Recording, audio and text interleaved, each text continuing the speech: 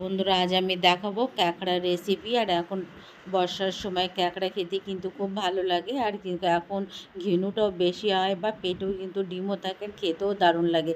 তা আমি এখানে একটা কড়াই বসিয়ে দিয়ে তাতে পরিমাণ মতো সর্ষের তেল দিয়ে দিলাম। তোমরা চাইলে সাদা তেল ইউজ করতে পারো। এখানে আমি বড় সাইজের একটা পেঁয়াজ কুচিয়ে নিয়েছি আর 4-5টা চেরা কাঁচা লঙ্কা দিয়ে একটু কষিয়ে নিলাম, একটু লাল লাল করে ভেজে নেবো। ভাজাটা কিন্তু আমার হয়ে গেছে। এবার এখানে আমি 1 চামচের মতো আদা আর রসুনের পেস্ট দিয়ে দিলাম, দিয়ে আর একটু নাড়িয়ে একটু লাল লাল করে ভেজে নিয়ে এবার এখানে একটা আমি বড় টমেটো কুচি দিয়ে দেবো। তোমরা চাইলে টমেটোর পেস্টও ইউজ করতে পারো, কিন্তু আমি এখানে টমেটো কুচিটা দিয়েছি। দিয়ে একটু ভালো করে নাড়িয়ে নেবো।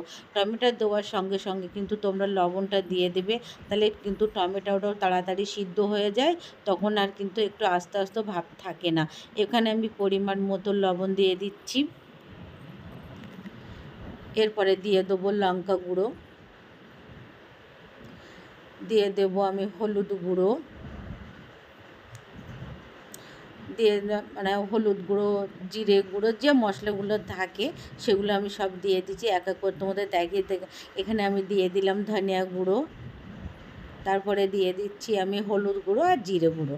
লাস্টে কিন্তু এইগুলো দিয়ে মশলাটা একটু ভালো করে আমার কষাতে হবে, এই যেন তলায় না লেগে যায়। তোমরা অবশ্যই সেটা খেয়াল রাখবে। প্লিজ বন্ধুরা, তোমরা ট্রাই করো আর সাবস্ক্রাইব করো, আর কেমন হয় অবশ্য কমেন্ট করে জানিও।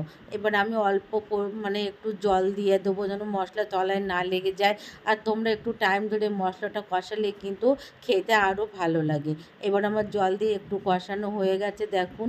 কষানো মানে যত সময় একটু হাতে ধরে কষালে কি ক্যাঁকড়া তো একটু মাল মশলাও একটু ভেতরে যাওয়া যায়, তার জন্য মশলাটা কিন্তু ভালোভাবে তোমাদের কষাতে হবে।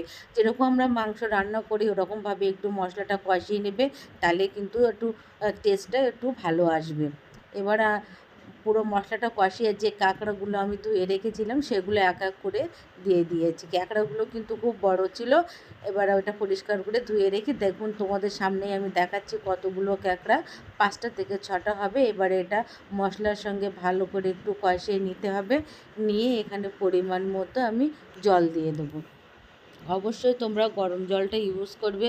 যখনই রান্না করবে তখনও যদি তোমরা গরম জলটা ইউজ করো, তাহলে কিন্তু স্বাদটা খুব ভালো হয় আর খেতেও দুর্দান্ত লাগে। এবার দিয়ে জলটা দিয়ে আমি একটু নাড়িয়ে নিলাম, নিয়ে একটা ঢাকনা দিয়ে 10 মিনিটের মতো অপেক্ষা করব। আমার 10 মিনিটও হয়ে গেছে, তোমাদের ঢাকনা খুলে দেখিয়ে দিলাম। দেখো একটা ঝোলটাও কত সুন্দর হয়েছে। প্লিজ ট্রাই করে